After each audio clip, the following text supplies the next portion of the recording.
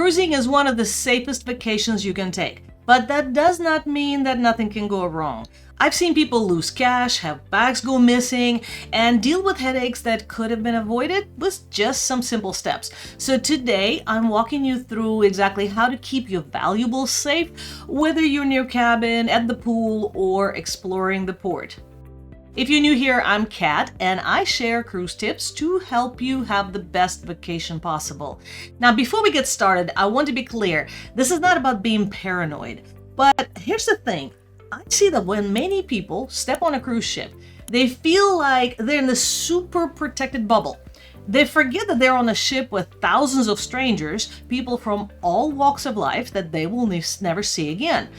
And yes, there are cameras, but that doesn't mean that nothing can happen. So I'll be covering the ways to protect your money, your jewelry, your tech, basically the expensive things that you care about. And we'll start with what to do with your cabin, the public areas, and staying safe in port. And that last section, by the way, is where most people make a lot of mistakes. So if you do find this video helpful, hit that subscribe button so you never miss a cruise tip, and let's jump right in. Okay, so let's start with your cabin because this is where you're going to be storing most of your valuables for the entire cruise. First things first, if you have heirloom jewelry, your grandmother's diamond ring, a Rolex, anything like that, just leave it at home. I know it's really tempting to bring those best pieces, but the reality is you really don't need them on a cruise.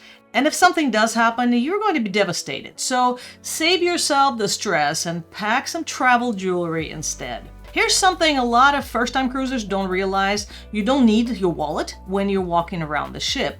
Obviously, your cruise card is going to be your room key, your payment method, everything. So leave it in the safe because there's nothing that you can need in that wallet, like credit cards or anything else, with you on the ship. Now, with that said, you might want to have a little bit of cash for your tips, things like $10 to $20 in small bills. We usually keep a few ones and we like to bring twos, by the way, we order them from the local bank, but that's really all you need. Keep in mind that the ATMs on the ship do have crazy high fees, so you don't want to rely on those. But also, if you run out of small bills, you can always go down to the casino, bring a $20 bill, tell them to change it, and they'll give you all ones. So you don't have to bring a big stack of ones with you on the ship either. Now, speaking of the safe in your room, it is really easy to misplace small items like a ring or money that it could be falling there. A lot of times they're up on the shelf and they get carpet in there. That is easy to find things. So here's an idea. You could take one large plastic Ziploc bag, put your cash, credit cards, your passport, your jewelry, everything into that bag. And that way, when you're packing up at the end of the cruise, you can see everything at a glance. You just take the bag and nothing gets left behind in those cracks. But another trick we learned, and that was the hard way, is put something you absolutely need on de-embarkation morning, like a shoe you're planning to wear or anything else that you are not going to walk out with in the safe. And so that way you won't forget to empty it on the last day when you're leaving the ship. Now, what if you have a laptop, an iPad, maybe a nice camera that you're traveling with that doesn't fit into the safe? And I know this because we travel with a lot of computer gear and video gear. And here's the best thing to do is you can put it in your suitcase, lock it with a TSA approved lock and slide it under that bed. If you don't have a lock, that's fine too. But the key is keep it out of sight, out of mind. And honestly, this is the key. You don't want to have your valuables just sitting out there on the desk or on a nightstand. And the biggest reason is that your cabin steward is amazing, but during changes, your cabin door might be left open while they're working on another room. Sometimes they might need to go get something else from the storage and the room might be open. So it's not a big deal, but if something is really valuable and laying there, again, remember those thousands of passengers? It's really easy for somebody to just walk by, grab something and leave. And there are no cameras in your room, by the way, so you wouldn't even know what happened. All right, so that's your cabin, that's covered. And here's where a lot of people slip up. They think that the pool deck is just a safe. And while it usually is, there's one mistake I see all the time that you absolutely want to avoid. So let me explain. Okay, so you're heading to the pool, the sun is shining, you've got your book, your sunscreen, maybe your phone, so you can take some photos. What do you do with all those things when you want to jump in the water? Well, the best practice is leave it in the cabin because you may not need your phone, your Kindle, your expensive sunglasses. But I get it, sometimes you want to have your phone with you to take pictures or to check the cruise app. So if you're bringing them to the pool deck, there are a couple things you can do. For one, I like to have a bag that has a zipper because it's just one more action for somebody to have to take your items versus something sitting on your chair open. Now, some people go as far as taking TSA locks. I don't feel like it's really necessary, but again, that's my comfort zone. You decide what yours is. There are cameras in public places, so you do have some of that safety level because there have been cases of people getting caught by grabbing something that belongs to somebody else. But the most simple trick is when you get up to go to swim, drape your towel over your bag and put your flip-flops on top of it. I mean, it's just a little bit of the concealment and deterrent, but it just makes it less obvious that there's a phone or wallet sitting there. So that's what we do every time. We just take our zipped bag, put a towel on it, and we have not ever had an issue. Now, before we go on to the next set of tips, if you're finding this video helpful, please hit that like button to let me know. All right, let's talk about what to do when you're going to port. Okay, so this is where things get a little trickier because now you're off the ship, off that protected environment, and you're in a new place, and you have to think about your belongings in a different way. First tip is try to prepay as much as you can before you even get off the ship. So you want to prepay for your excursions or gratuities that come with those excursions, if you can. The less cash you have to carry around the port, the better. We always do this, and it just makes everything a lot simpler. Here's another one we do on every cruise. We bring at least 2 credit cards, usually 3 or 4. And then that way we can keep them in the safe and just take 1 credit card with us when we go ashore. So if you lose it, you're not losing everything and all your methods of payment. Additionally, we also found that some credit cards are a lot worse about slapping a fraud warning when you're trying to use it somewhere in another country. And so when we see one card doesn't work, then we can always swap to another card to use for next time. Now, let's talk about your passport. And this one is kind of questionable one. If you are revisiting a country that requires you to carry it, of course you are going to take it with you. But there are many countries that don't require it, and you could leave it in the safe and just bring a government ID. Now, you do need to keep in mind that if anything happens and you miss the ship and you're left behind, you want to have that passport with you so you can fly home if you have to. At the same time, I have heard of situations where if you miss the ship, the cruise line and port agent can retrieve your passport from the cabin before leaving you. So I don't know if you can rely on that as a guarantee, but the one thing you want to do is if you're in port and you're going on an excursion away from port, it's always good to have that port agent's phone number so that if you're stuck somewhere, you could call them because they are allowed to go to your room and retrieve the passport.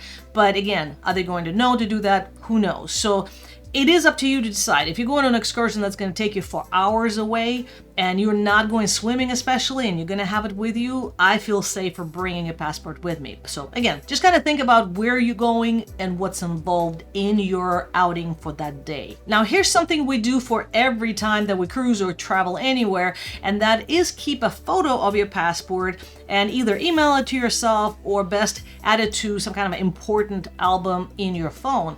That way, if anything does happen, you do have that copy that you can access from anywhere. Simple thing, but it could help you if there were issues. Okay, so what do you actually carry when you're walking around? And it's going to depend, of course, which port you're in. Some are a lot safer. Some are known for pickpocketing. So if you have something like a slash-resistant crossbody bag, you're going to be really covered because they have strap that can be cut and it sits right across your body. If you're a guy, I would definitely say keep your wallet in your front pocket, not your back pocket where it's easy to reach. And you can also consider a money belt. Yeah, I know, the fanny packs from the 70s and 80s. And the next one is leave your jewelry on the ship. Both men and women, you really don't need it in port. And here's the thing, when you're out shopping and you're wearing a big diamond ring or fancy watch, the prices somehow magically go up when you're trying to negotiate because vendors notice that stuff. So keep it simple. Now, if you're going to a beach or doing a water excursion, you've got a couple of options. You can get waterproof waist pouches or hangers on lanyards, and we use those all the time, especially when there's no other place that we can leave our items in. The ones on lanyards are really convenient because you can actually use your phone to take pictures. And by the way, this is not about safety, but it's about protecting your valuables. You know those phones that say that, like iPhones, they say that they're waterproof up to 30 feet or something, or so an X number of feet for 30 minutes or something. Keep in mind that's fresh water. Salt water, whenever it gets into any of the connections, can corrode your phone. So don't risk losing your $1,500 iPhone because you think it's waterproof. Use something with a clear protection that you can actually still use it to take pictures. But a lot of private islands and beach clubs now also have lockers you can use, and those are really good to take advantage of. And if you're on excursion, sometimes you can leave your bag locked on a bus, but make sure to ask your guide, because we've been on many excursions where we would take one bus there and another one back, so you can't even leave anything on your vehicle. There is a product that a lot of people don't know about, and that is a portable lockbox that you can tether to your beach chair, and you put everything, your cash, your wallet, your key card in there, lock it up, and clip it to the chair. I haven't used those myself. I've seen people use it. We just prefer to either take them with us or just lock it up somewhere in a lockbox. By the way, if you have any other hacks or interesting tips on how to keep things safer in port, let me know in the comments. Okay, so next let's talk about your luggage, because that's something many people forget about. They are excited about the cruise, but they don't think about between their home and the cruise what can happen. The number one tip I can tell you that we started using that has been invaluable is putting an air tag into every single bag. And I mean every bag, your checked luggage, your carry-on, even your backpack. Because by the time you get on that plane, they might make you check in your carry-on, and then that's the items you usually pack that are more valuable. So you want to make sure your air tag is in there, even though you're planning to keep it with you the whole time. Make sure your luggage does stand out. You want to use a bright luggage tag, tie a ribbon around it, put stickers. I know it looks silly, but the thing is, when at the end of the cruise or at the end of the flight, all these bags that look the same, they're all black, they're all kind of similar, it is so easy for people to accidentally grab another bag. And also, you do want to make sure that your contact information is securely attached to your suitcase. Many of them have inserts you can put or just buy something secure.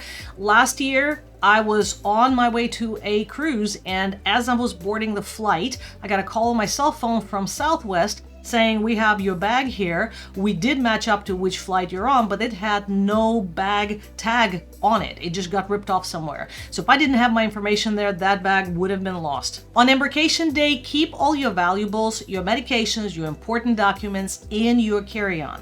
Don't check anything you cannot afford to lose with the cruise line. Now, the cases of luggage being lost on a cruise are a lot smaller than airlines, because when you get to the terminal, that's usually the only ship sailing out of that terminal. However, it does happen, and sometimes people don't get their luggage until a lot later and they need something, and sometimes those bags do get lost. So definitely don't make that mistake. Put all those things in a carry-on. Now, if you want even more valuable tips like this to help you plan the best cruise, I'm going to link a couple of videos here that you will want to watch next. Thank you for watching.